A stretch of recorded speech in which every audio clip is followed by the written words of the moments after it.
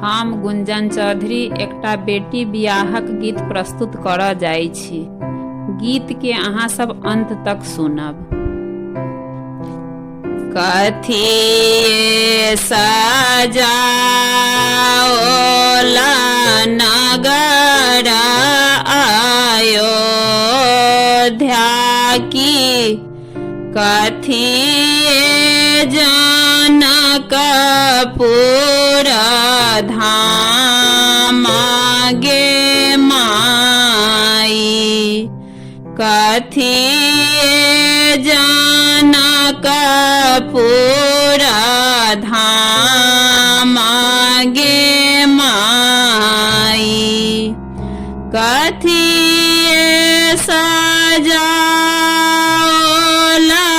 सिया जी के मारब, कथी सजल बरियाती गे माई, कथी सजल बरियात गे माई, सोना से सजाओला सिया जी के मारब, रूप जनकपुर धाम गे माई, सोना से सजाओला सिया जी के मारब, रूप जनकपुर धाम गे माई, हीरा से सजाओला नगर अयोध्या की, हाथी सजल बरियात गे माई, हीरा से सजाओला नगर अयोध्या की, हाथी सजल बरियात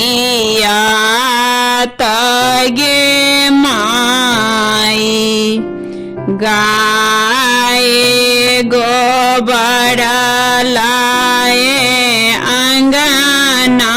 निपाओला, गजमोती चौक पुराई गे माई, गजमोती चौक पुराई गे माई, अब हो बजनिया भैया बजब बजब, सीता के हेतै बियाह गे माई, भेल बियाह चलला राम कोबर, सिया लेलनि अंगूरी धराई गे माई, सिया